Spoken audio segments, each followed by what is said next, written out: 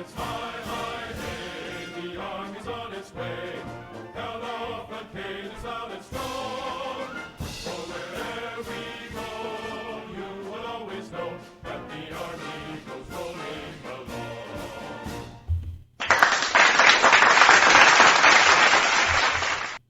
Hi, welcome to Pegasus Research Substack Week in Review Unscripted number 34 podcast.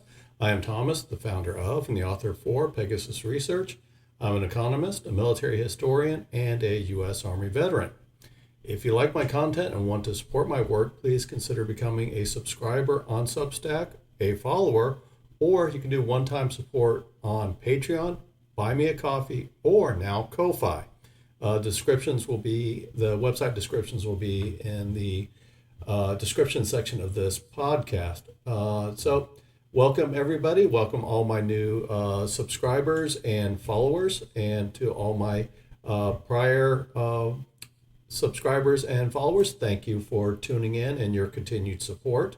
I just want to say this week I did have the most productive one-day number of views of my podcast and my writing just overall. Monday at 453 views on Monday. That was my highest, beating the previous 432. The weird thing is it came on a Monday, so this seemed kind of weird. Also, it looks like some service site has scraped all my podcasts because I saw 2 days of having over 200 downloads. So I suspect that's some service, something like Podbeam or something like that, just scraping for my podcast. Don't know what it is, kind of interesting. So anyway, I want to say welcome to everybody. We will go over the 3 topic discussions or the primary articles this week. The first one is Zelensky rages like a bull in a china shop on South Korean public radio. Scrambling to replace the International Space Station. And European leaders seek emotional support. It has seemed like two different worlds in this this week, with the U.S. election occurring, and some of the discussion topics as the first article, Zelensky rages like a bull in a china shop on South Korean public radio.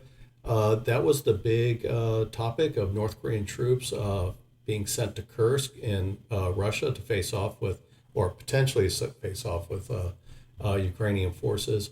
That was prior to the election, and so after that, it seems like everything kind of moved over to election discussions and reactions, and we'll go on to that on the last story this week. So it just seems like just 2 different worlds. It's only been a week, and it just seems like worlds apart. So on October 31st, President of Ukraine, Volodymyr Zelensky, had an interview on South Korean broadcaster KBS, and it was basically a war scare from Ukraine president, and this is over North Korean troops being sent in, I don't want to say small numbers, but when you look at the size of the forces deployed, it is a small number, around 10,000, but also nothing to sneeze about, because that's roughly the size of a North Korean division. So not something to be to sneeze at either. But it is definitely a stark escalation in the war. Now, Zelensky obviously criticized North Korea for sending troops to war, citing the destabilizing impact on Asia and the Korean Peninsula. As President Zelensky always is, he's seeking support from international partners. South Korea is a powerful, rich nation. It has a sophisticated military industry. It's also a very large shipbuilding industry. It has been contracted by NATO to produce weapons goods. It is a partner with NATO. South Korea has been a pretty significant partner to NATO during the conflict and has grown closer to NATO. Now, one thing that limits South Korea, by law, they cannot send lethal aid to a country at war.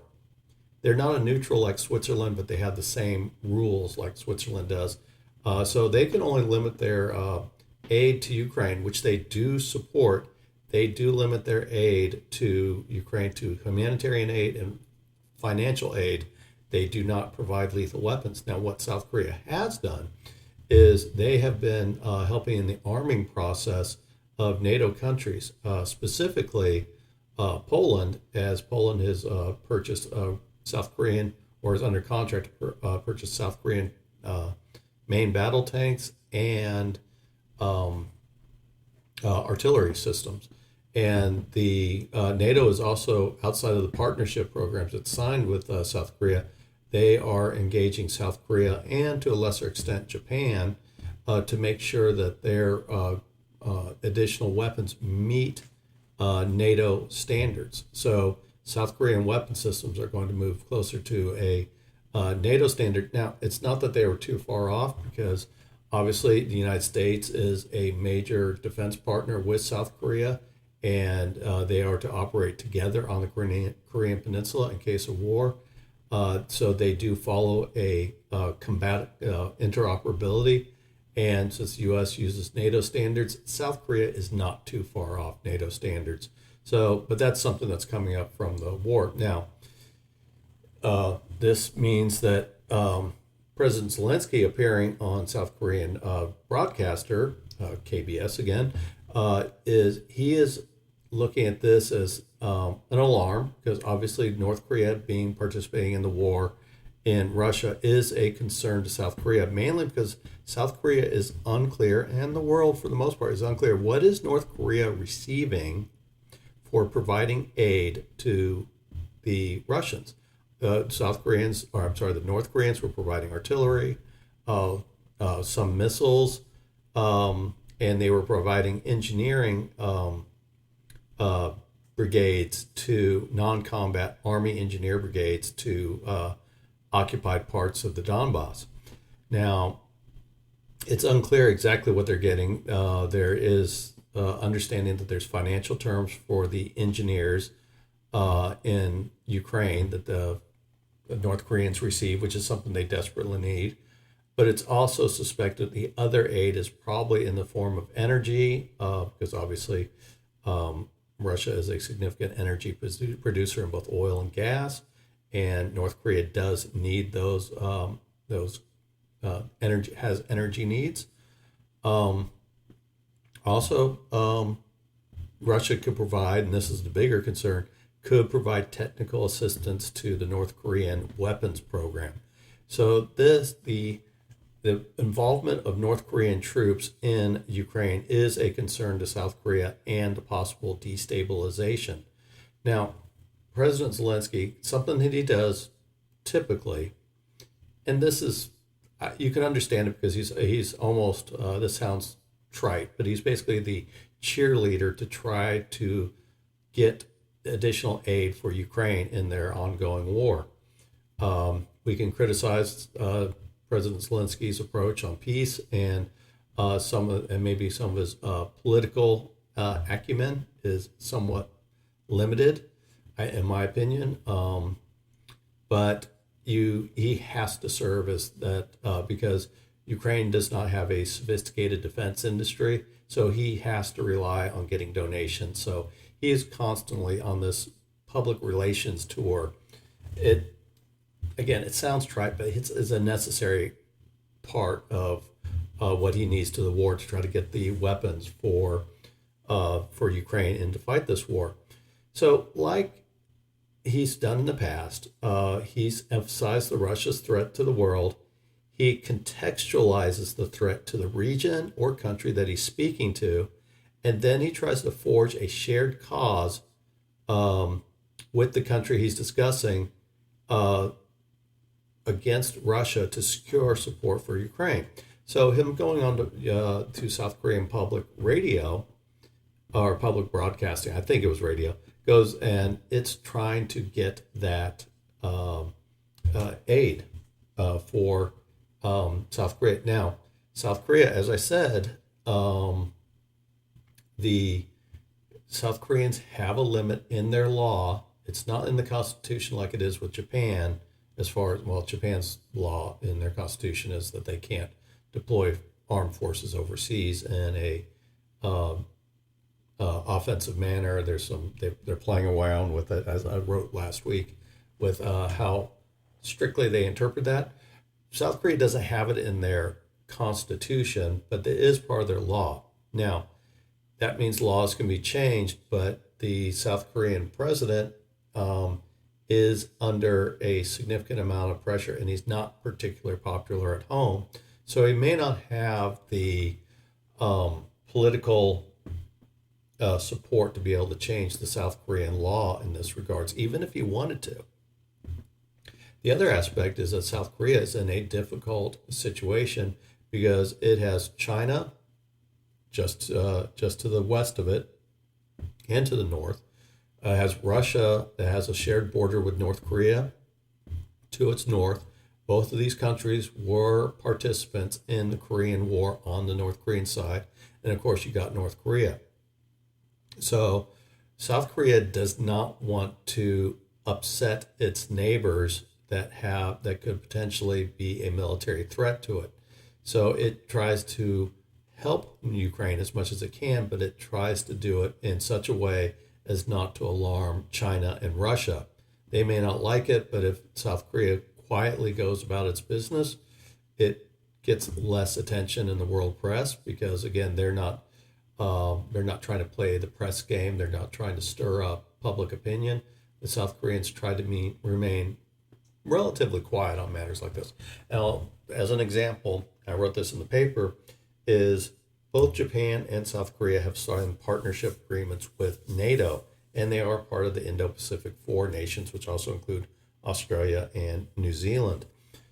Well, when the South Koreans and the Japanese signed the latest agreements, these partnership agreements with NATO, Japan published the document in its whole, as much as they can, as far as there's probably some classified portions. But overall, the overall agreement, they released it to the public. They didn't have anything to hide. South Korea, on the other side, on the other hand, is they kept it basically, they said they signed an agreement, but for the most part, they kept most of the specifics of the agreement.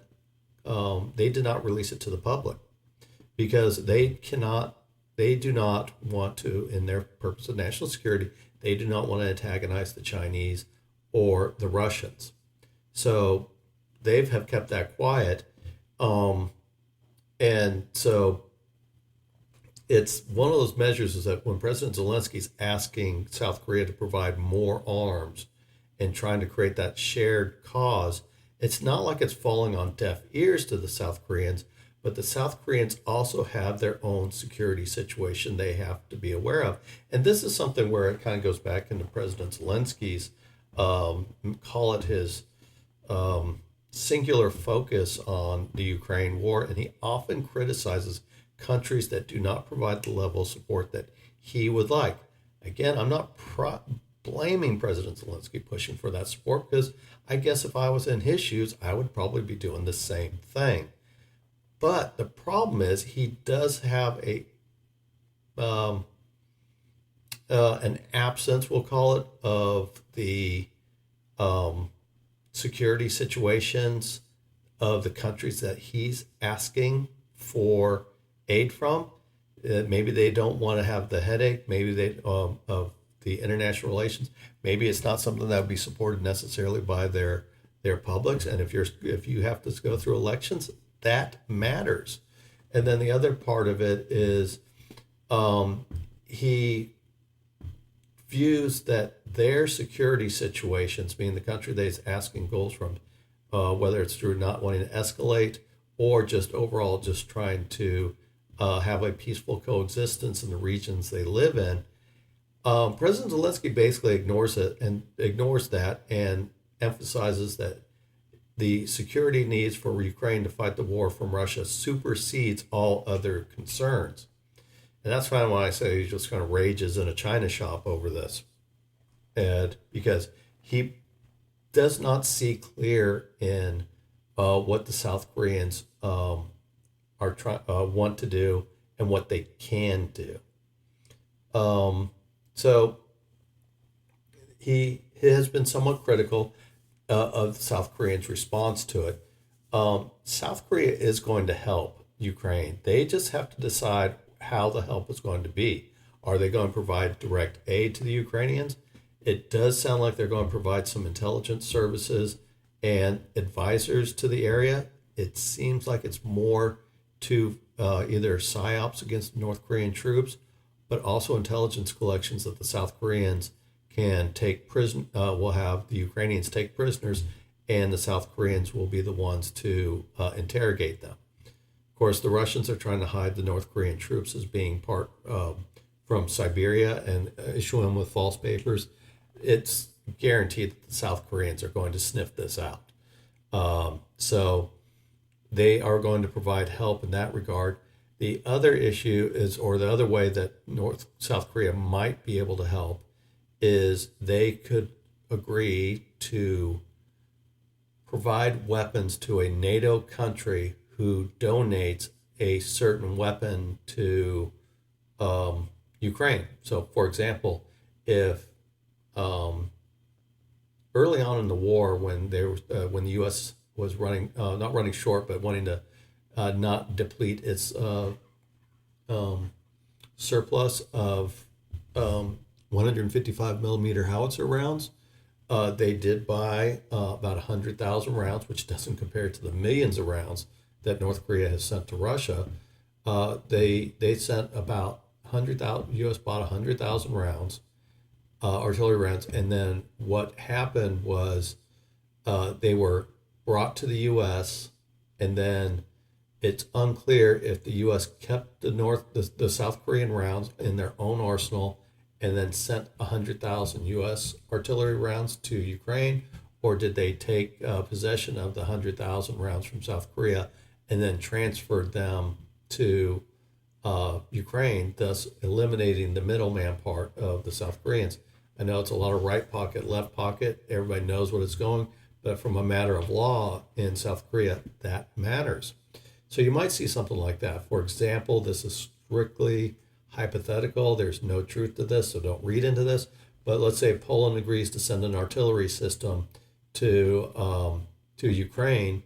South Korea will send the Polish a replacement system for what they donated to Ukraine. That is going to be the most likely limit of the help that the South Koreans will be able to provide in response to the North Korean deployment inside Russia. Of course, that means that it's only replacing like systems, not one for one. But so it's a little hard for what is going to be provided. Certainly not going to be much in the area of aircraft. It will be mainly for probably artillery systems. I say artillery rounds,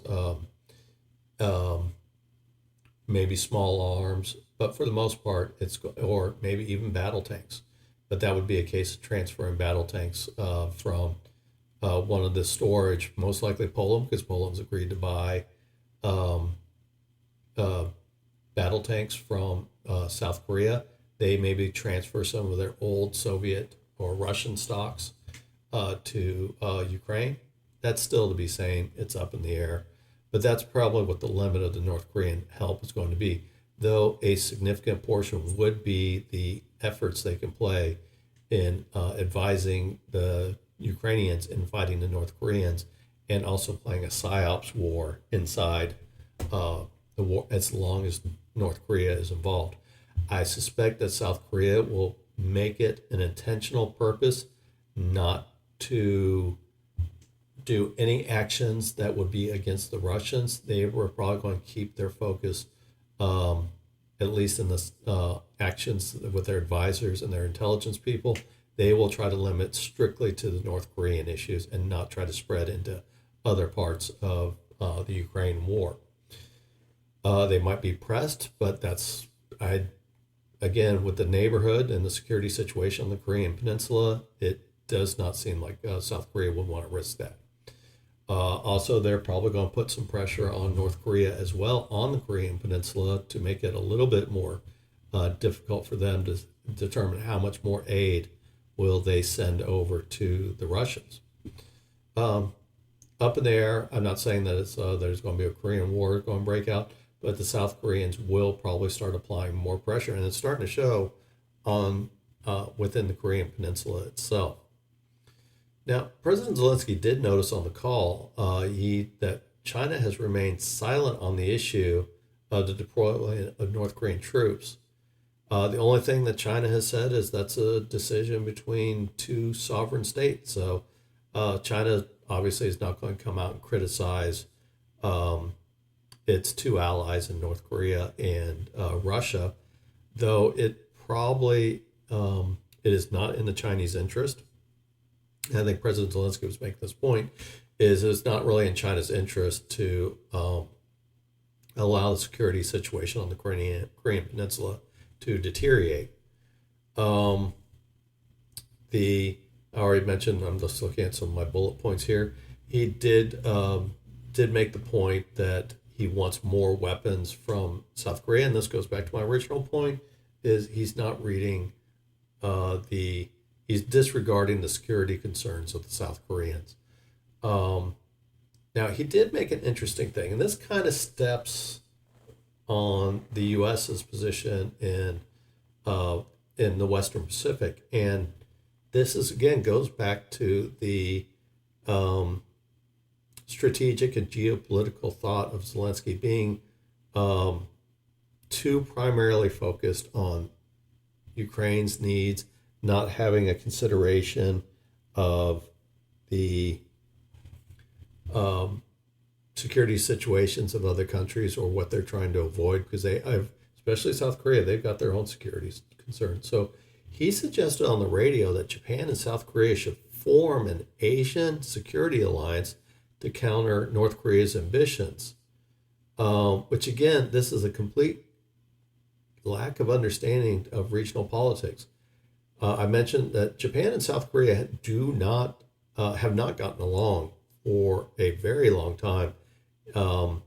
Japanese cruel occupation of South Korea prior to World War II, all the way through World War II, and then appropriately the South Korean people not really forgiving the Japanese, and like many other countries in Asia, many countries having the feelings of World War II and the hardship of World War II, blaming the Japanese, and their Japanese were cruel in their occupation.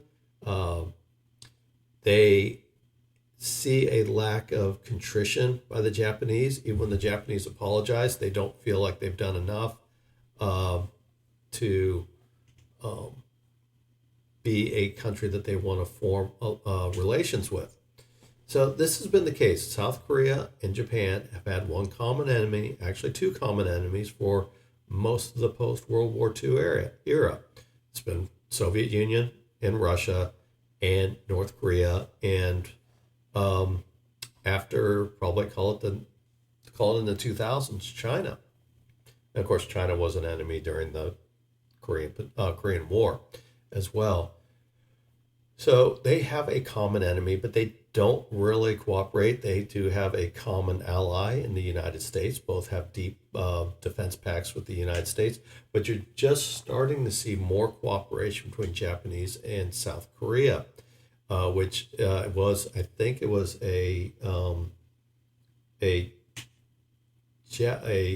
exchange of, I think it was a Japanese military official visited a South Korean military ship, which apparently that's the first time that's happened ever. So maybe going back to pre-World War II. So they are just starting to tentatively work together, mainly due to the Chinese threat. So there is a tri-alliance between Japan, South Korea, and the United States that is forming together. It's not an alliance so much as an information sharing against a common enemy, North Korea and China. The Japanese and the South Koreans are part of NATO's IP4, Indo-Pacific Four Nations. They have had some contacts with the AUKUS agreement, mainly in Pillar 2, which is the development of advanced weapons. So they do have some commonality, and they're just getting to the point of talking. So Zelensky suggesting they form an Asian security alliance. So completely ignorant of the situation and the game and the policies that South Korea has to adopt in its region. Not respecting that Japanese and South Koreans are just getting to the point that they're cooperating together to sit there and form a security alliance. And then also to go in there is the backbone of South Korea and Japan, and you could say the Philippines, though it's not necessarily a peer militarily to Japan and South Korea, is the United States. And so for Zelensky to say that Japan and South Korea should form a security alliance, how does that work with the U.S. defense commitments, treaties with Japan, and a separate defense treaty with South Korea? So how does that work? He does not address that. So is he saying that they should form a security alliance that could be contrary to the security agreements between Japan and the United States and the security agreements between South Korea and the United States? How are different goals between the alliances and the agreements with the United States? How does that work out? So it's just not really a firm understanding. Plus, then you got the trilateral agreement between the three nations, and how does that work? So it's just a complete disregard, and almost to the point you could consider it an undermining of the U.S. security arrangements in the Western Pacific. The U.S. for the past, probably going back to the last few years of the Obama administration, have been trying to form patchworks of alliances and agreements that have really stepped up in the last few years as China has become more aggressive. The United States and the partners in that region have been putting together a patchwork of it could be security agreements, it could be intelligence sharing, it could be information sharing. I don't want to say as far as intelligence sharing, but I guess some of it could be. So this suggestion by President Zelensky is almost undermining the U.S.'s strategy in the Western Pacific. And so again, ignorant of the South Korean and Japanese relationships, but also ignorant of the U.S. forming, trying to form a patchwork of friendly nations in the Western Pacific to counter a potentially aggressive China. It was a bad decision to sit there and make that type of statement, especially when President Zelensky still needs United States support. And we'll talk about this in the last article. There is concern about the amount of aid that the United States has given Ukraine now that the election has occurred. And he is criticizing the U.S., almost taking that French President Macron's approach in criticizing the United States when it is still, the United States is still a critical partner in providing military aid to the Ukrainians, and to sit there and criticize them and or potentially undermine the U.S.'s position in the Western Pacific is it was a bad decision to go public with. It was a bad interpretation, completely. And I'm not even the best Asian expert, but it was just, even to me, that was just an ignorant statement to say that makes the U.S. Position not much more difficult, but somewhat more difficult in making this suggestion. So he also criticized the U.S. lack of support for an Asian Collective Defense Pact and the need for a defense pact without involvement of the U.S. So it was just like this whole going after it. I was just reading some of my bullet point notes on that. So again, it's just a complete disregard of the U.S. security position, where again, President Zelensky focuses on his needs and not on some of the other needs. But sit there, he's focused on his need, and he goes after the number one partner of military aid to Ukraine. So Zelensky's criticism of South Korea, again, not realizing the laws required, the election politics of South Korea, not really having an understanding of that, and asking it to form a separate alliance in Asia just completely undermines his argument in the region. Is if he wants support, he needs to be aware of what the situations that these countries are facing. Again, South Korea wants to help Ukraine, but to come up and just vomit a bunch of suggestions in an attempt to get aid and attempt to shame the South Koreans was the wrong approach to do. So that's my opinion. I understand a lot of what he does in trying to get aid, but this did not help. All right. So next one is we're going off into space to talk about the International Space Station, scrambling to replace the International Space Station. All right. So earlier last week, the ISS its first part was launched in 1998, but it wasn't manned until 2000. I think it was November 2nd, 2000. So I think this is November 9th, the day that I'm recording this, is called a year, 24 years and a week that the International Space Station has been continuously manned with a crew. And I think they've gone as small as 3, like the original crews were only 3. And I think they've gone as high as, I think they've gone as high as 12 when they've had numbers up there. I know they went pretty big when the space shuttle would show up, and there would be a crew on that the space shuttle had dropped off already and left, and they were to come back on another mission, and the space shuttle would come up with 7 more people, so there'd be 12 to 13 astronauts in orbit on the space station. Of course, not all of them stayed on the space station. The shuttle was docked, and astronauts would also spend time on the shuttle, but you would have a pretty large contingent. So it's been 24 years plus 1 week of continuous presence in space on one space station. So obviously a record. The ISS was a demonstration of international commitment and cooperation in space. The fact is the Chinese were actually cut out of it early in the program because the Chinese had blown up a satellite in space and just littered low Earth orbit with tens of thousands of pieces of debris from a destroyed satellite. And basically at that point, China was cut out of any international cooperation in space, including the ISS, which again, International Space Station, was part of an international cooperative. So even though Russia may want to would not be opposed to China being involved in it, the international community said no. So the Chinese are not involved in it at all.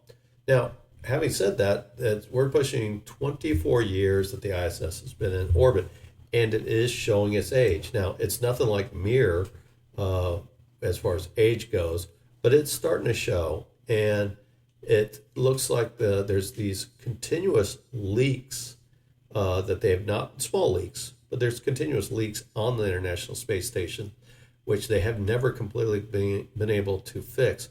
One of them is between the connecting area between the Russian module and the connecting ring that goes to other parts of the space station. They've never been able to find it, but that's not the only leak. So they are starting to see leaks inside the space station that again, they try to plug them when they can find them, if they can find them, but they are chasing them. So that's becoming a more and more concern.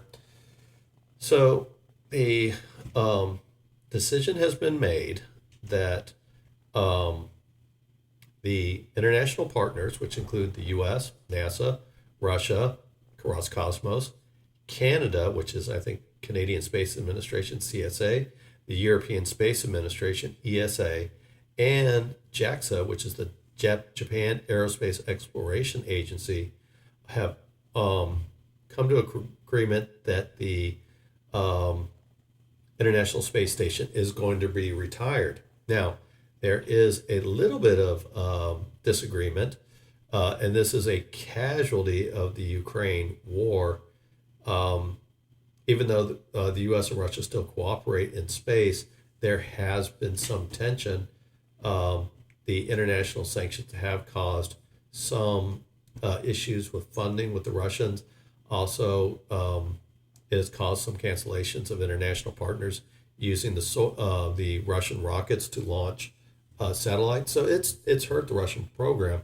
So Roscosmos had even played with the idea of disconnecting the Russian module and going off on their own, which was, it's not sure they could just get up and leave, even if the Russians wanted to.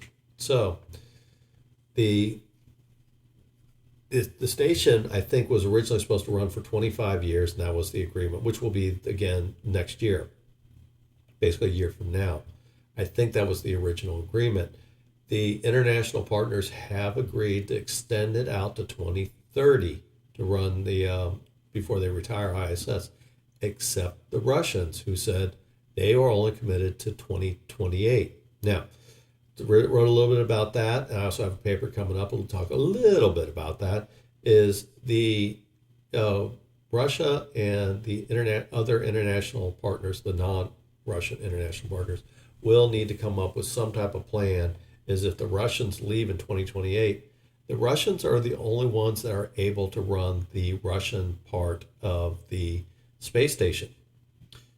Just as the U.S. and the international partners are the only ones that are not able to run the U.S. section. Now, this is not to say that there's doors closed and the Russians never come out and the Americans or the international partners never come out. They do mingle together. It's just a matter of they have certain technologies in the station when they put it up that only the Russians are trained to, and other parts that only NASA and its Western partners are trained to, which includes JAXA. So it's not like if the Russians leave in 2028 that the U.S. can just, or the NASA or the other international partners can just pick up where the Russians left off. So that's got to be negotiated out to see what are they going to do when Russia leaves. Maybe they can convince them to stay, but we'll talk a little bit more about that. And why this is important is, so just let the Russians go. Well, the Russians are responsible at this point to maintain the attitude and orbital control of the ISS. The U.S. was going to try, and I think the U.S. maintains the gyroscopes, and I think the orientation is maintained by the Russians as well. So they maintain something about orientation and attitude control as far as they use the Soyuz spacecraft to boost, because again, it's in low Earth orbit. It will start slowing down as it does have a little atmospheric drag, so it slows down. As it slows down, it drops in orbit, so every so often they have to boost it up in orbit. Or if they have to move the space station because they think that there's a potential for debris in low Earth orbit placing a danger to the station. That's all responsible of the Russians. Now, I'll talk a little bit about this in a paper tomorrow, tomorrow being November 10th, is Cygnus spacecraft from Northrop Grumman has tested. SpaceX has also did a test earlier this week. And the original point of the Starliner was that it was actually supposed to be able to provide some attitude control as well, to give a option to the international partners. So this all has to be worked out before the Russians get up and leave in 2028, 2 years before the international partners are ready to quit. So there's certain things that they have to address. So, but the fact is, the International Space Station is going away, and it's going to be replaced, and they've got about 6 years left in the project. So NASA in 2020 is already, so NASA, just as their approach is that they went from, instead of NASA providing their own rockets and spaceships to space capsules or spaceships to go to orbit, like they did with the shuttle, and prior to that, Apollo, Gemini, and Mercury. The NASA has signed commercial partners to run low Earth, ferrying ships, astronauts, supplies up to the International Space Station, instead of trying to develop NASA trying to develop their own vehicles. That's why you have the things like Starliner, and eventually we'll have Dream Chaser, and currently we have, which is the only one working right now, SpaceX Crew Dragon, is because they signed a commercial agreement that they would run a low Earth orbit, and that was something that NASA would get out of. So NASA focuses on Artemis, which is the eventual return to the moon. They also do the space probes through the Jet Propulsion Laboratory. So NASA has kind of moved to the bigger projects and letting the I don't want to say easy, but the things that been there, done that type of things. I think somebody, one of my followers had talked about that, is the been there, done that of low Earth orbit. So the more the moon program and the exploration of the solar system, it kind of falls under NASA. Low Earth orbit falls under commercial partners, at least for the U.S. and its partners. So that approach is going to be taking place in the taking over of space stations in low Earth orbit. Now, this doesn't mean NASA astronauts are going to quit being in low Earth orbit. Just like what they do with, for example, in SpaceX, where NASA buys a seat on a SpaceX Crew Dragon and has their astronauts ride on the Crew Dragon up to the International Space Station. What will happen in the same way? They will, and let's say we'll just go with SpaceX again. NASA buys a seat on a Crew Dragon to take them to a commercial space station. So that is something that just as NASA has seen success in the commercialization of flying up to low Earth orbit, NASA is going to get out of the business of maintaining a space station in low Earth orbit. They will leave that up to commercial partners, and then NASA will lease space on a space station of whoever owns it. And we'll talk about some of the options that are being discussed. And they will go up there on a commercial spaceship. Right now, Crew Dragon, eventually Dream Chaser, and apparently Boeing is looking at trying to sell Starliner. That might be the best thing to do. They've done most of the development cost. Maybe some other smaller company can decide to take all this investment off of, or all this work that Boeing has done, and turn it into a working spacecraft for all these future space stations, which I think is actually good to know, because as much as the problems that you have with Starliner, there's one thing that it has proven: it can get up to orbit and it can get back down to orbit. Now, I know they had the thruster issue that they still have to figure out, and that's why the NASA stranded those two Starliner astronauts, Wilmore and Williams, up in the on the International Space Station. But you have to give credit; they have successfully returned to Earth, which is probably more than we can say is with the Orion space capsule, which NASA is creating to go back to the moon. It had a successful landing, but its ablative heat shield is an absolute disaster, and they have major issues that they've got to fix on top of SLS.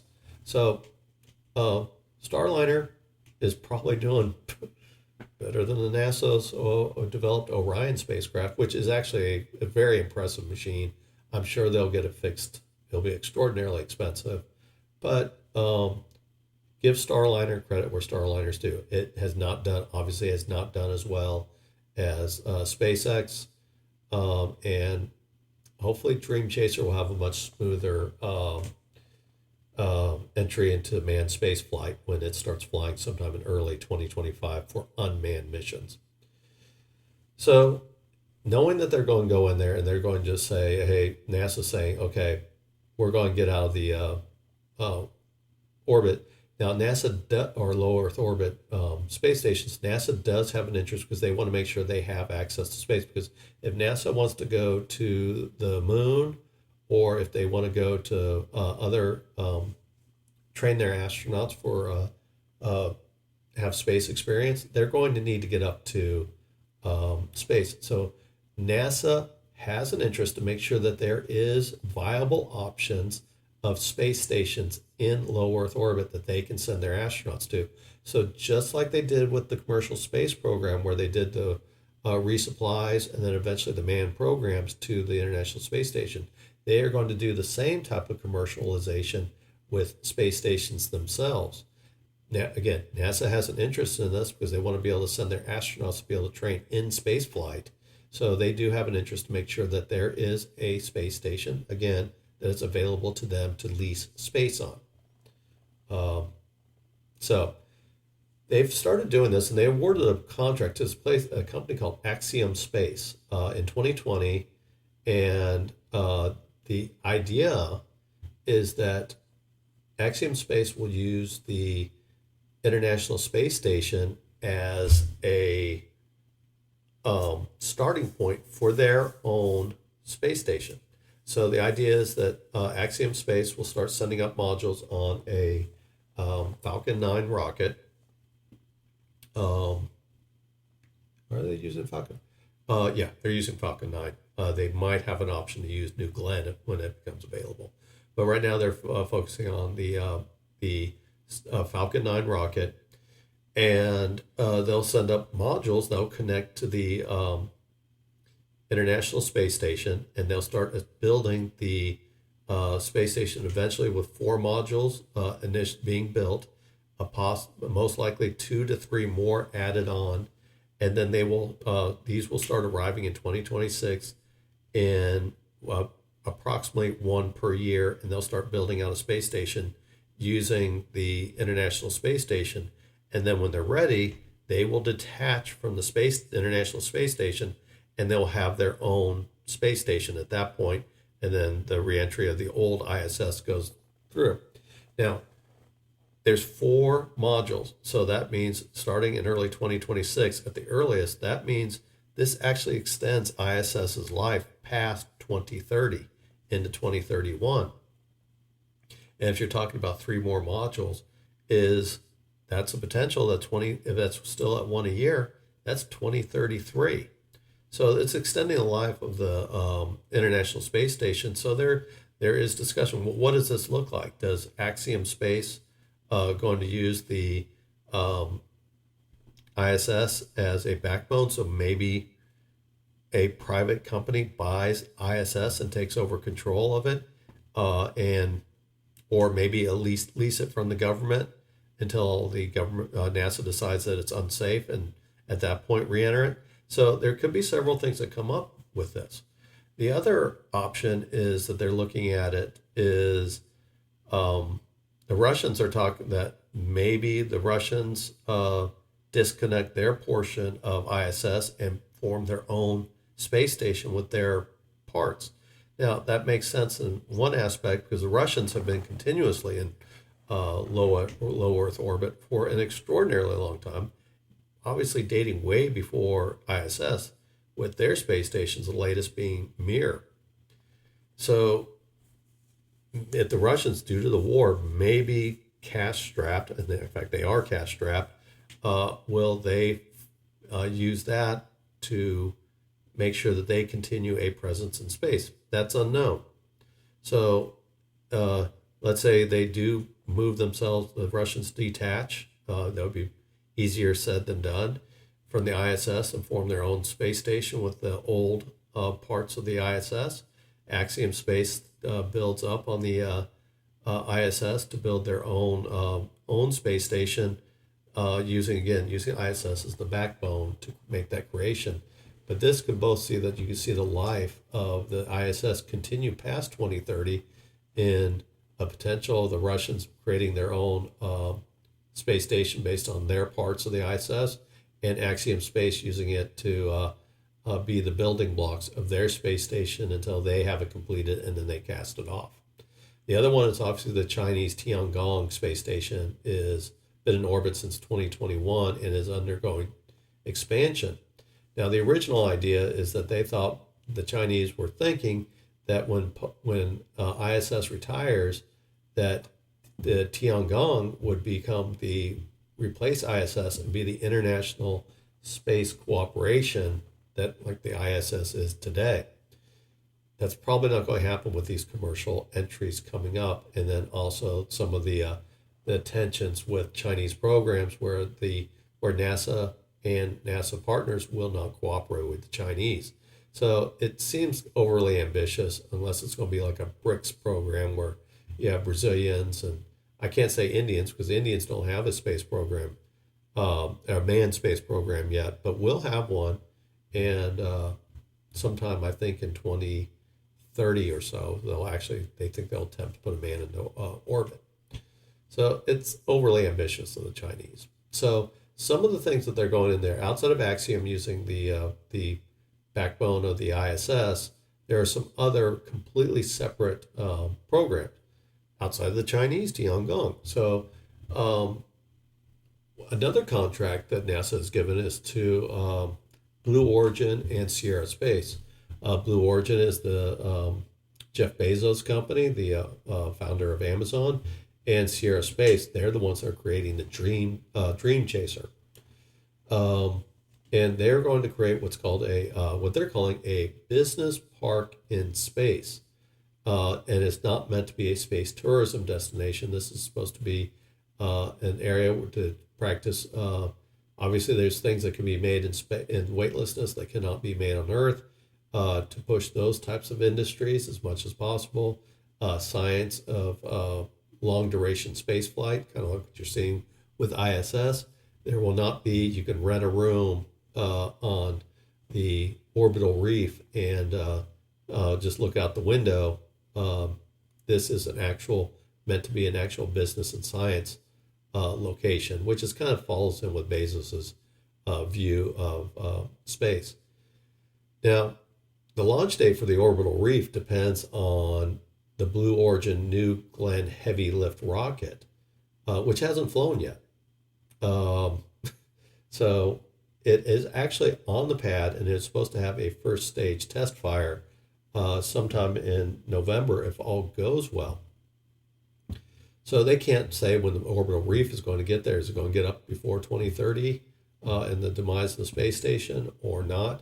It all depends on the New Glenn. And Blue Origin they take a completely opposite approach of what SpaceX does. And Blue Origin more aligns with what NASA does, where they make sure they follow all the steps prior to launch to make sure that they have a successful launch, where SpaceX will just send it up and see what happens. That's probably a little bit cynical.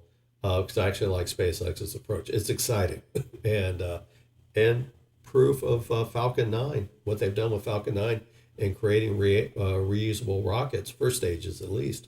It's been impressive, and then what they've done with Starship. So not a criticism of what SpaceX is doing, but Blue Origin is very much more in the line of what you see with NASA. Like NASA's only had one flight of the SLS, which is the heavy lift rocket that they expect to be used to go to Artemis. Right now, that goes for $5 billion per launch. I think that just the raw cost of the rocket is something like $2.5 billion. Extraordinarily expensive because there's all those development costs. Certainly much more expensive than Starship and Super Heavy. It's not sure the cost of New Glenn yet. They're not advertising it too much, but New Glenn will be cheaper than SLS because it will have a reusable first stage if they can get it to land correctly. Now, this is not to say anything about Blue Origin's capability. What they're talking about the New Glenn is just simply enormous. It's actually bigger than SpaceX Falcon Heavy, which is basically 3 Falcon 9 cores tied together, much something similar to like what the Delta 4 was. So it's the orbital reef is completely dependent on New Glenn being successful, but also to get people up to the orbital reef, the Sierra Space Dream Chaser is going to be required. So it's hoping, as I mentioned before, is hopefully Dream Chaser is more successful than what we've been seeing with Starliner. So right now, Dream Chaser hasn't had a flight yet, unmanned flight, and they haven't had an unmanned flight of even a manned version of Dream Chaser. They are working towards it. It's going to come, but it has to be successful for to get to the orbital reef um, space station.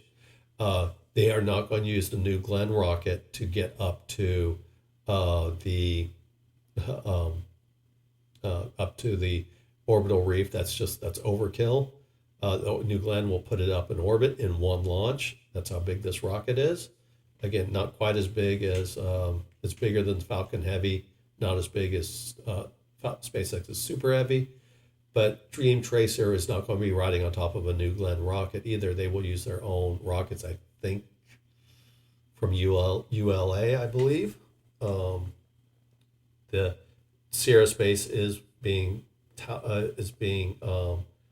courted as a customer to buy Starliner. I don't know why they would if they have Dream Chaser, unless they just want the technology. But Boeing is trying to get out of ULA, which ULA, United Launch Alliance, is owned by a combination of Boeing and Lockheed, and they're trying to get out of that as well. And Sierra Space is supposed to be one of the customers. So the Dream Chaser has to be set up. So there's two unknown technologies to get orbital reef: New Glenn rocket and Sierra Dream Chaser. So they have to get all this up and done fairly quickly if they want to put up a space station before the ISS retires. Not sure if that's going to happen. So another one is a Starlab, which is a partnership between NanoRacks, Voyager Space, and Lockheed Martin. And this Starlab uses an inflatable design for its modules. So it'll be several modules tied together, but they will be inflatable. Now, they've already tested this on the International Space Station. So it is a technology that's been tested. They did not man it the ISS. What they made sure is that they sealed. They put the module up. They inflated it. Tested the inflation. They put obviously there were sensors inside it, but they never actually manned it. And I think they never even though it had atmosphere, they never opened it up, or not on a regular basis. So they've tested this technology, but it's still really an unproven technology. There is some advantages to a inflatable that maybe, when you're talking about the torque of space flight, is maybe something that is inflatable. It tends to be a little bit not be less rigid. There is obviously concerns about meteor strikes on a non-rigid habitat, but I think there is with how they're building the materials they're using, which I think is a combination of Kevlar. It is just probably even in theory, it is less vulnerable than a rigid something like the ISS. They can't build the ISS with this heavy armor that's going to stop a micrometeorite traveling at ridiculously fast speeds. The chances are a rigid one or a non-rigid space station could probably better survive in theory, because there would be this give when the micrometeorite that it will help dissipate some of the energy, and it looks like it could also be easier to repair than on hitting a rigid spaceship or space station. I'm sorry. Starlab also relies on unproven technology. Again, they've tested the inflation on the International Space Station, but to get it up in there, get it up to space, they are relying on the spaceship, the SpaceX Starship and Super Heavy booster to launch both the habitat module and the space part at the same time.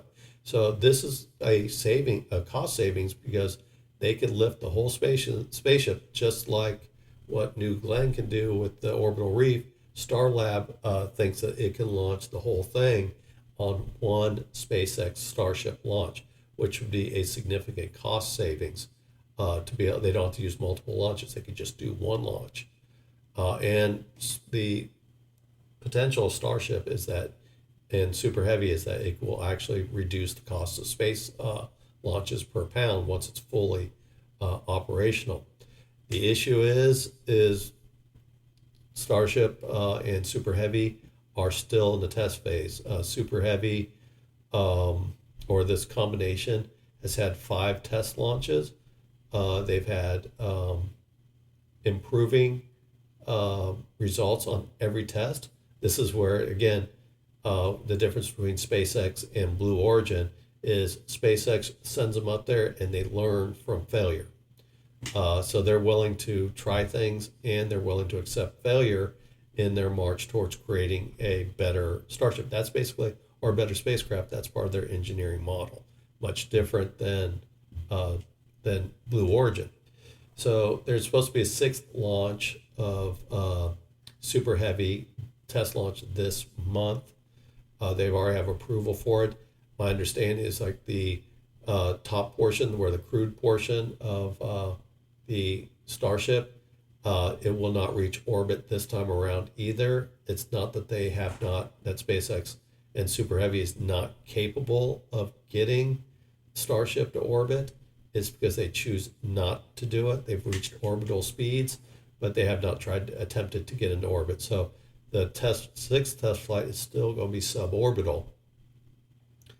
So the Starlab also relies on SpaceX creating the human-rated Starship, and they've not gotten to that point either. So Starlab has some proven technology, at least from the test perspective of connecting to the International Space Station, but they are relying on the full development of Starship and Super Heavy, and they don't think that the minimum or the earliest they could get their Starlab up is 2028. Now, it could be a case where SpaceX can launch the Starlab and then wait to catch up for the Super or the Starship to be human rated, but it's doubtful that they'll put Starlab up and wait and have it up there for 5 years before a human rated Starship is available. Not saying it's going to take 5 years. So there are, again, another unproven technology. All right. So Northrop Grumman has also submitted a design, a 3-module space station, and it's basically based on the Cygnus spacecraft. Now, the Cygnus is a spacecraft that is part of the commercial, not crew program, but the commercial resupply program. So they have the Cygnus goes to, regularly to provide supplies to the International Space Station. So they're going to take this proven technology of Cygnus and use it to create a space station by creating modules of, again, their existing spacecraft. This would reduce cost because it is a proven technology. They would get it launched in probably sections, so it would take multiple launches using the current rockets that they use to get the Cygnus up to the International Space Station. They think it'll be no earlier than 2028. And their goal is to get it up there before decommissioning of the ISS. The only issue is that the Cygnus is not crew rated, so meaning Northrop Grumman and its partners, will have to find a way to make Cygnus become a human rated spacecraft, or since Cygnus and Crew Dragon have compatibility with docking to ISS, it is assumed Cygnus will still have that type of docking ring, so it would be compatible with Dream Tracer and Crew Dragon. So it might be a possibility that they could just lease um, from lease manned space um, um, ability or rating from SpaceX at this point in Dream Chaser, if they choose not to make Cygnus a human-rated spacecraft. All right, so another entry is an interesting one where Northrop Grumman, just talking about that, also had and Starlab are both part of a NASA contract as well. There's a company called Vast Space, which does not have NASA backing and is basically just private finance. And they are creating a truly low cost entry. And the idea is that this will be space tourism and it would be some microgravity testing, but for the most part, it's supposed to be space tourism. And it would it would be able to be launched on a Falcon 9, again, existing technology, and have a Crew Dragon arrive. Vast Space says they could be available to put something in space by late 2025. Because again, they are relying on very well proven technology. Falcon 9, I think they just crossed 400, almost 400 successful flights. And I think it's 400 flights and 391 successful, something like that. And some of the successful flights were not critical, but they don't consider them full successes. So obviously a well-proven technology in Falcon 9, Crew Dragon, well-proven spacecraft, only human-rated spacecraft available to the U.S. right now. So this would actually be a relatively cheap option. And it is possible that they could get up there in late 2025. It is going to be small. This will be a very small space station. I think they're saying a limited crew of 3. I don't know about expansion, but the cheapness of it is not making it expandable. So U.S. private entry with no NASA backing might actually be in space in late 2025. Again, they do not have a NASA contract, so that does mean that NASA will not be sending its astronauts there. All right, so India, I talked about earlier, they're actually in this program as well. They're creating a space station called ISRO, and it will not be available till the mid-2030s. The Indians have been able to launch probes to the moon. They are working on manned space program, but they have not put their own, they do not have the ability right now to launch their own astronauts into space, but they are working on it, expected to be by 2030. So as soon as that's part of their long-term goal is to have their own manned space station. And then there is also another program in Europe called the Loop. It does not have a sponsor, but it could also be launched on a single SpaceX Super Heavy. So that's another possibility of coming in there. And again, a fairly large space station. ESA surprisingly has not backed it, so it has no backing. But it would be a space tourism location as well. I go back in to finish up on this one is talking about Starliner, Boeing Starliner. Is depending if NASA doesn't ever fly Starliner again or Boeing sells it off to another company, Starliner might have a role in the space tourism business. I wrote about this earlier. They have a reputation they'll have to overcome. It might have to be to overcome that reputation. It might need to go to a different company, which means, of course, that Boeing doesn't get anything out of it. But it's not to say that Starliner will not have a role in space tourism. I like to talk about Starliner. I'm interested. I want to see them successful, but it looks like NASA seems like they're pretty much done with them because with the International Space Station being ending in 2030, most of the missions have already been kind of sketched out all the way to 2030 using a combination of SpaceX and Russian Soyuz. So there may just not be enough business anymore to go up to ISS with Starliner, though NASA did leave the potential open for them to do that. So just something, again, I'm always fascinated with the space program. I'm a baby. I remember being a very small child during the late, as still a child, be able to remember the late missions of Apollo and the moon landings, them landing, and watching Walter Cronkite with on the news talking with the Saturn V behind him days before the launch. So always been a fascinating concept to me. So that's why I write about space. It's almost more of a hobby, a break from the geopolitical stuff to kind of pursue my own interests. So thank you for letting me indulge in that. One thing that did come up was one user. It was Decisive Liberty. He brought up a very good question. Here we are talking about the in low Earth orbit, the International Space Station. At 30 years, they think it's done. And in fact, it's showing its age now with the leaks. And he made the point, quite appropriately, he or she, whoever runs Decisive Liberty, it's a good place, good location to read on, or good article to read, or good publishing to go read on Substack. Made the point is, any deep space efforts by any manned systems is going to be running longer than 25 years, longer than 30 years.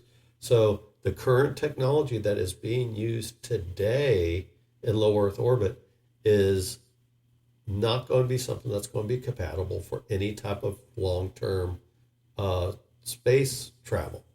And we all kind of know that, but like, what does it look like? If this cannot last for 30 years, okay, we can create systems, maybe similar construction methods as the ISS, and we can travel to the outer planets. Of course, you have a lot of radiation. You're going to get a lot of radiation shielding once you get operating that far into deep space, but going to Mars, or that's within the inner planet rings, or the outer planets of Saturn and Jupiter.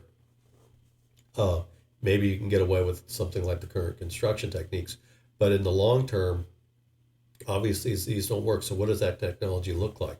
Does it look like some type of 3D printing, and where space ships of the future have to have some type of manufacturing technique of their own to be able to repair themselves, to regenerate themselves? And of course it means weight. And then you get into the paradox of weight is, the more weight you are, the more fuel you have to have. The more fuel you have, the more weight you're adding. So you get into this never-ending process. So how does the future of space flight, that is anything that has to have a duration of longer than 30 years, what does that technology look like? Very interesting conversation. I like these types of theoretical conversations we have on Substack. So if you see Decisive Liberty, check them out. It's definitely worth the read. Join in. Check. If you're listening to me now, go out to Substack and join in the conversations. So there's also somebody I listen to I've talked to quite a bit, is Symposium. It's also on Substack. It's Symposium, starting with a C instead of an S. Have very good conversations as well. And we talked about this next article. I also, Ken is another one. That's just his simple name is Ken. Dr. Jennifer Conestine, I think, hopefully I'm pronouncing it right. Albert Corey also have very interesting conversations. So check those locations out, and again, join me and have some of these conversations, because then we have conversations that through restacking or private messages, or not private messages, but messages you can read, and have these conversations expanding into some of these topics that I cover. And so this last one is European leaders seek emotional support. This is kind of following up on some ideas that I got from Symposium, and it's directly tied into the elections. This is where I felt like it's two different worlds: is you have pre-election and post-election. And I had a quote, and I'll probably try. Maybe people don't really understand what the quote is or why I put it at the top, and it is from one of my fun movies, The Dirty Dozen from 1967, Lee Marvin. It says, "quote I owe you an apology, Colonel. Always thought you were a cold, unimaginative, tight-lipped officer, but you're really quite emotional, aren't you?" And that's when he's playing Major Reisman. So the idea is we come across as the Europeans, at least in their news, and sometimes they have a little bit of they don't really understand thoughts in the U.S. Maybe think general impression is a little bit of gunboat diplomacy, rather simple view, not sophisticated in our view of world affairs. That we're a young country relative to them and just act immaturely. Well, the European leaders' reaction to the election is, we'll call it emotional and not very well thought of. They're just following all their worst fears of the elections of the president, that U.S. is going to leave NATO and this, that. So we're going to talk about that. So that's what this inspired this paper. It's just trying to calm the overall approach that it's not as bad as what the Europeans stated. So what happened this year is the European leaders, ones that are mainly in the European Union, NATO, including Great Britain, the United Kingdom, Ukraine was invited, but they just sent a video message. So President Zelensky, from my understanding, did not attend. I'm sure there was Ukrainian representatives there. Well, after the elections, I don't want to say it was quite an emergency meeting, but it was pretty damn close. So and the European Commission President Ursula von der Leyen was there. So they met in Budapest, and it was the Budapest summit to discuss the potential of U.S. tariffs on European exports, their impact on their European economies, and unregulated and illegal migration, which is actually outside of the U.S. elections, but it is a pressing concern to the Europeans, and the ongoing conflict in Ukraine. Now, the focus of this meeting was not the ongoing conflict in Ukraine, outside of concerns that the U.S. is going to pull the plug under the new administration on support of Ukraine. I will write more about this next week, about some of the changes of potential U.S. policy and the impact of peace talks. So that's coming up in an article coming out on Monday. So sit at the edge of your seats and wait for it to come out. It will be riveting for you guys to read. Just kidding. So anyway, I know my writing can get tedious, but there's a method to the madness, because I'm trying to write short articles to give you multi-causal impacts. Not trying to give sound bites, trying to give actual reasoning, and try to keep it relatively short. So that was ongoing conflict in Ukraine. So one thing they made is they kind of limited the conversation about the ongoing conflict in Ukraine, which is very unusual because most meetings in Europe now seem to be based around the Ukraine war, obviously the largest land war in Europe since World War II. But this one was mainly just a solidarity support. Is this Europe will tell Ukraine, Europe will continue to support you in your war efforts. We're not abandoning you, but we got to talk about some other things. And there is concern about U.S. tariffs on European exports.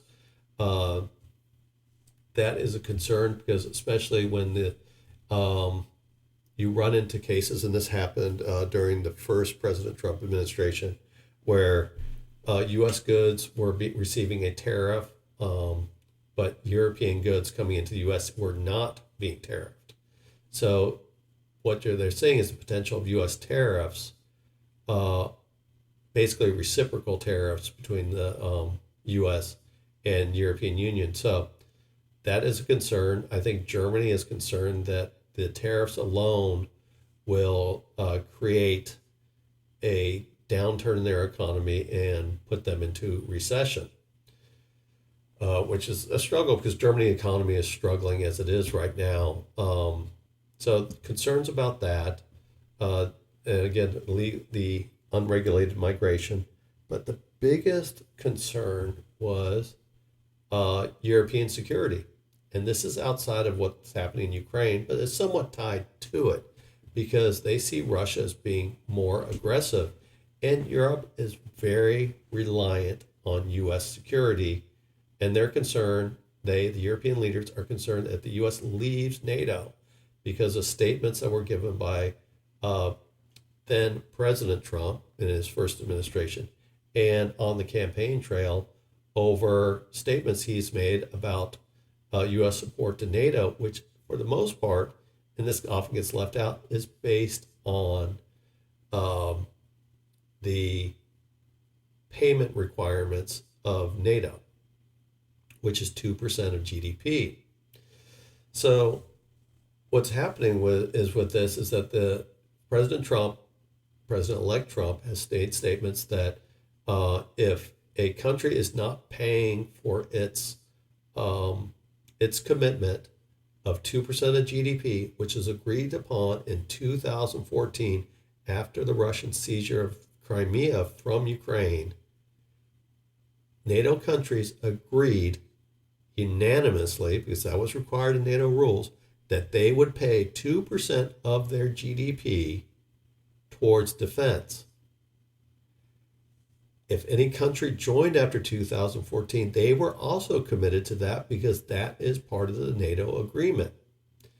So President Trump and President-elect Trump and candidate Trump were all making the point that if they're not paying their bills, how do they expect to receive Article 5 protection when they're not willing to put up the agreed upon support for NATO?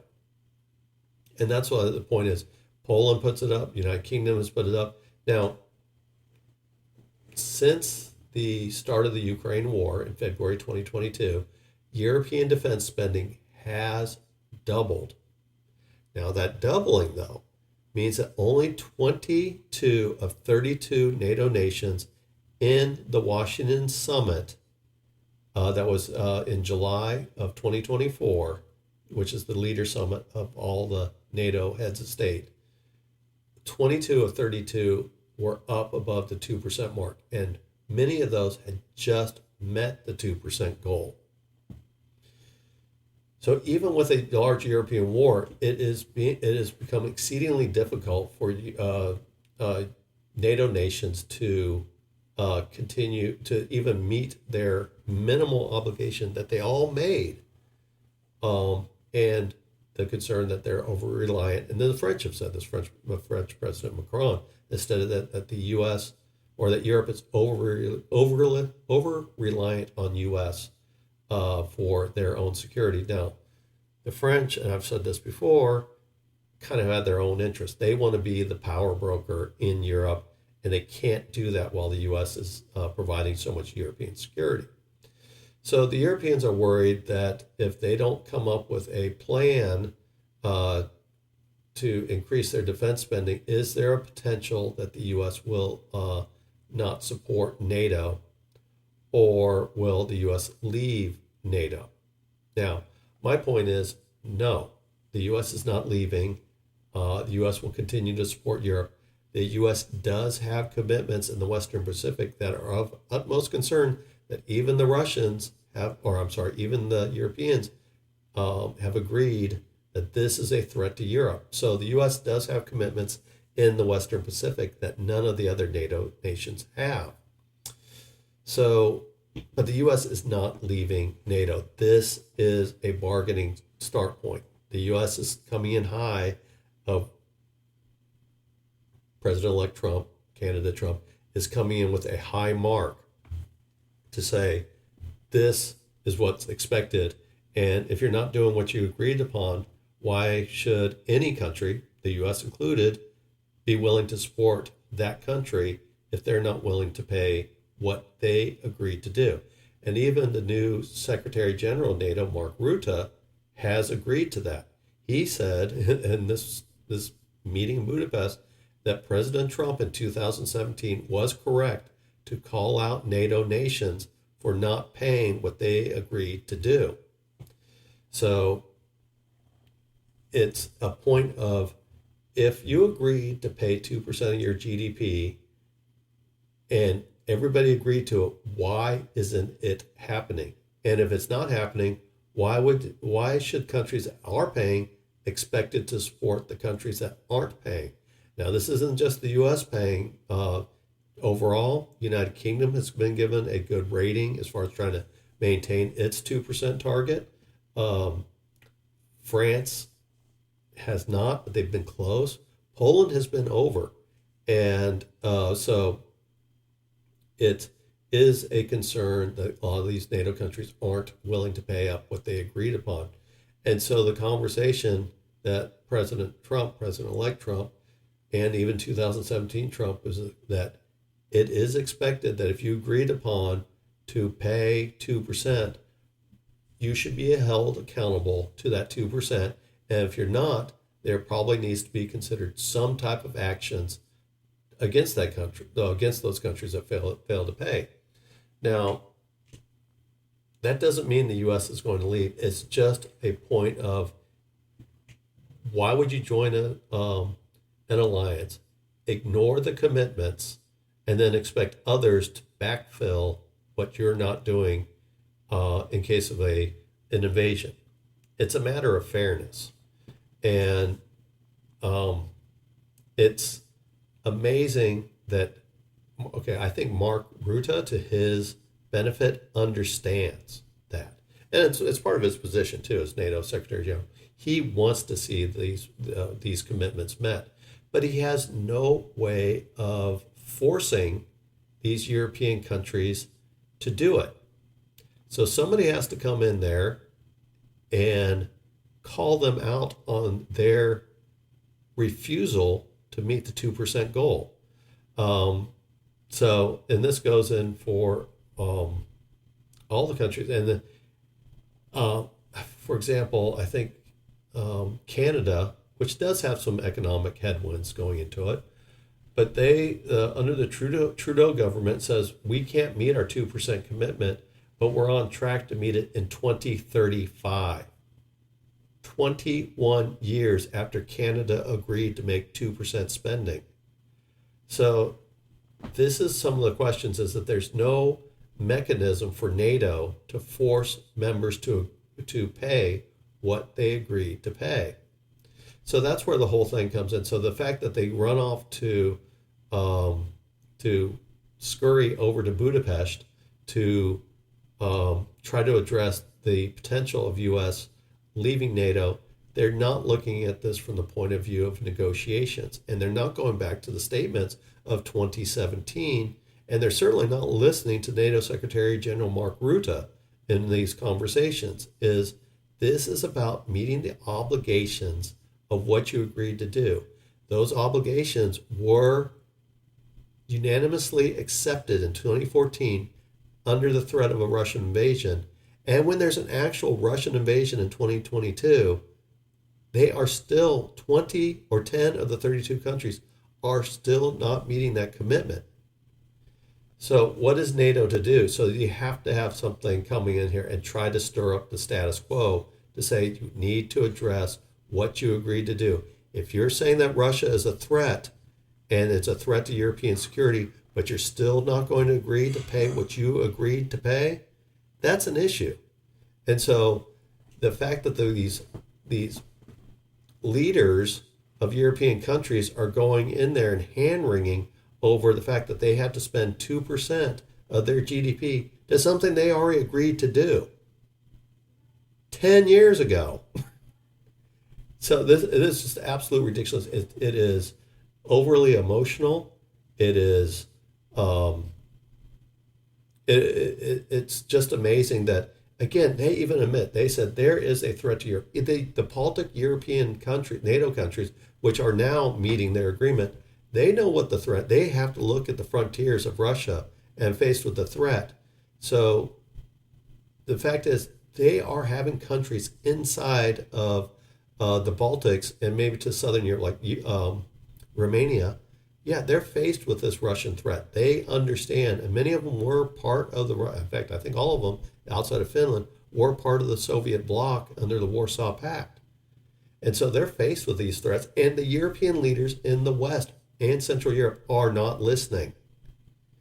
So I think at some point they have to be brought, if it means that somebody has to play the bad guy and bring the discipline that they agreed to, it will have to be the country that places the biggest amount of spending in dollars to the organization to make the point.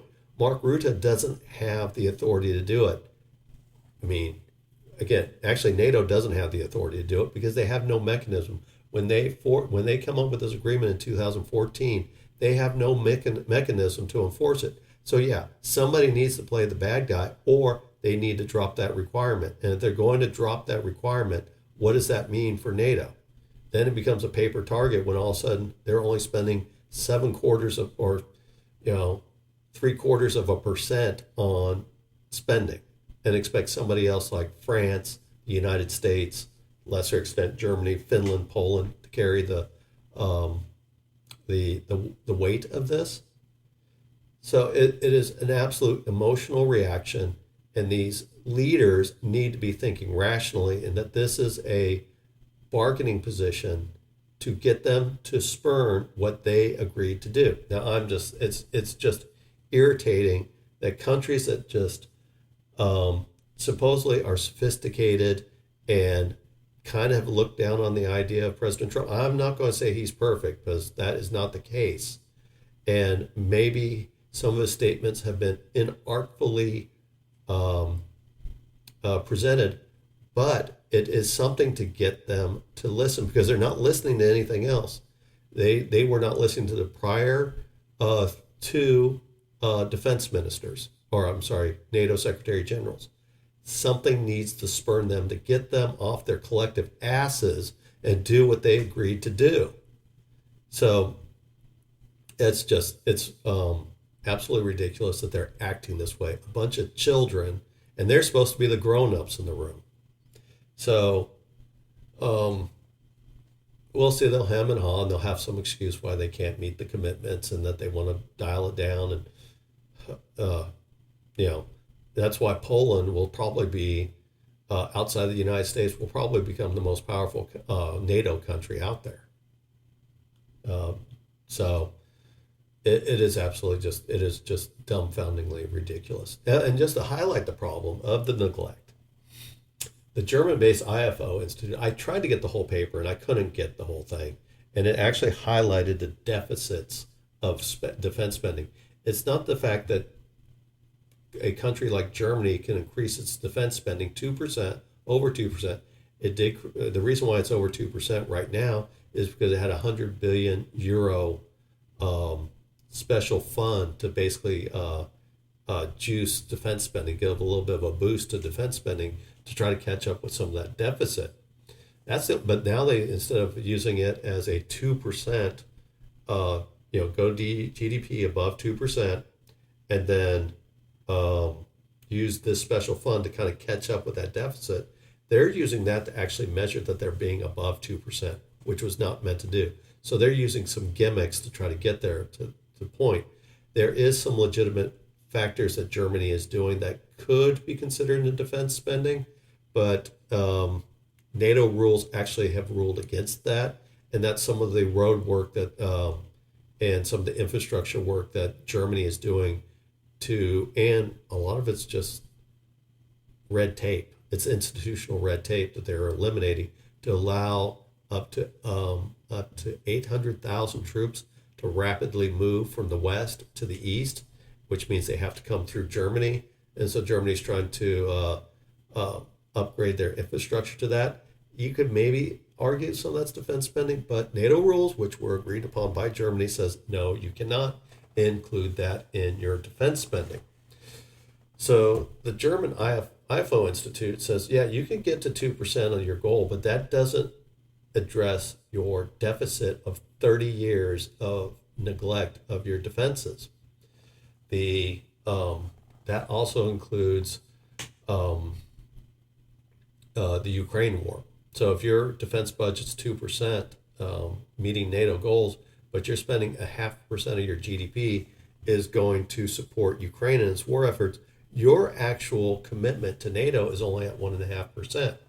So that NATO doesn't count off against that, but the IFO Institute, which is based in Munich, so it is a German-based company, says no. If you've got 30 years of deficits to make up, that maybe you need to produce above and beyond what because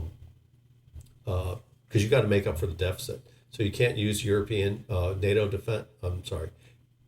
defense spending that's dedicated to Ukraine and still be expected to make up for 30 years of neglect.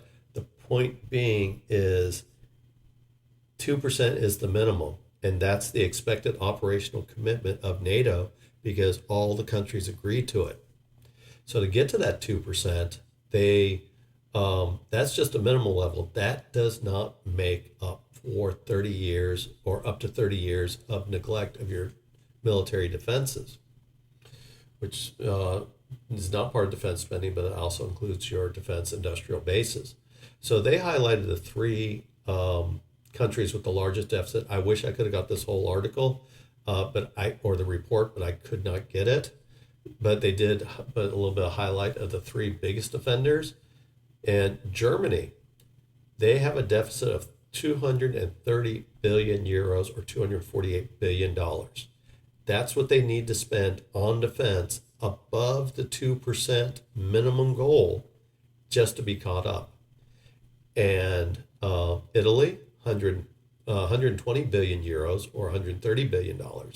And Spain, 80 billion euros or $86 billion. So all these countries have a significant deficit that they need to make up over and above the 2% goal. Now, to do that, you can't just spend, if you even had it, you can't just spend 230 billion euros and buy a bunch of product and be good. Because just the fact that Germany has had the $100 billion special fund, once you count interest and all that, payments and taxes, because they have to pay the VAT tax, the value added tax, it's only about $70 billion all said and done. The Europeans have to they have to spend over and above those amounts. If you try to spend it too fast, just like what the Germans are finding with that 100 billion, which turns into 70 billion, trying to buy product, it's hard to get instant results because it takes time, because many of these countries have allowed their defense industry to collapse. I kind of wrote about that when I talked about shipbuilding. The same thing applies. If you start drying up your orders, there's no reason for these private companies to maintain the capacity to make products or defense products. So when the contracts dry up, they start shuttering their ability. They start allowing the infrastructure or their capacity to lean out. And if you try to ramp it up, you can't do it. There's not an ability. So you start going in there and trying to get yourself ahead of the line, and you pay a premium. So that $248 billion for Germany, if they tried to spend it too quickly, that $248 billion is going to probably be something close to $300 billion and maybe even more. And then, so they have to wait for the capacity, which is something that the French have been leading the way on, but the European Union as well, is about increasing the defense capabilities, which includes production. You're going to have to give it time, and you're not going to be able to make up that full 248 billion euros. I'm sorry, 248 billion dollars, 230 billion euros. You can't make it all up once. You're going to have to take time. It might take 10, it might take 15 years. And since most of these countries follow something like a Keynesian model, there's built-in inflation in there of roughly, call it, if you go U.S. baseline's 2% of inflation a year, then that $248 billion over 15 years starts approaching that $300 billion mark. So it's that those deficits are just tells you the magnitude that is going on in Europe with their defense spending. And maybe if they started addressing some of these factors back in 2014, like they agreed to do, maybe they would not be having some of these issues, certainly not all. It would not have addressed the deficits completely, but you would have started seeing defense capacity already rising to support the increasing defense budgets. But because the fact that they've waited to, I think 80% of the countries have ignored the defense spending targets all the way up to 2024. Even though they did double defense spending, again, almost 80% of the nations weren't meeting the commitment until the summer of 2024. So even with doubling, most countries were not even making the commitment. So that tells you how far behind they are. But if they had started to, back in 2024, started agreeing, and you start seeing something like a doubling of defense budgets by getting to 2%, you would have started seeing some of the capacity of European defense production, and probably some of it would have gone to the U.S. Defense production coming online, and they would have been able to meet these increased defense targets and some of these deficits. They would have been able to address these deficits a little bit earlier, certainly not be able to close the gap on them, but it would have made a difference in closing those gaps, and probably would have been able to do so at a cheaper cost. So it's the cost of making delays. Europe made the right decision in 2014 to increase the defense budgets. NATO made a mistake by not having a mechanism to force countries to do it. So that is my rant. I think, again, it was just absolutely ridiculous to see European leaders, not all of them, but a majority of them, have to have a big teddy bear to hug in Budapest because of concerns of pressure being put on, expected from the U.S. for them to meet what they had already committed to do 10 years ago, with the largest land war in Europe since World War II, with them admitting that this is a threat to European security, and they're still barely moving. But they run to Budapest in emotional support with each other over somebody calling them out on it. So again, I could rant all day on it. I understand that there is pressure on European economies right now. There has been, obviously, inflation has been an issue. Inflation's increasing while the war starts. You're still suffering from the hangover of the COVID responses. I know things are tough for politicians, but the job is not supposed to be easy. And just the fact that you can't own up to something and go blaming the U.S. When somebody calls you out on what you agreed to do is just absolutely ridiculous. It is absolutely ridiculous.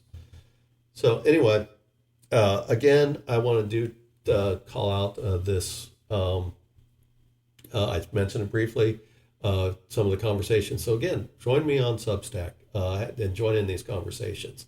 Mark Corey, Symposium starts with a C. Decisive Liberty. I'm going to check my list here. Albert Corey. Ken, he just goes by Ken. You look him up. He's a very thoughtful person in many of his writings. But he's not a geopolitical person, but he's very thoughtful in his writings. David Charles would be another one. So, so just go out there and become a subscriber and join in some of these conversations. Definitely appreciate it. I am still being throttled on YouTube. I am probably at the point of giving up on YouTube. I still post 3 videos a week there, just to keep a placeholder. I am doing much, much better on Rumble than I'm doing on YouTube.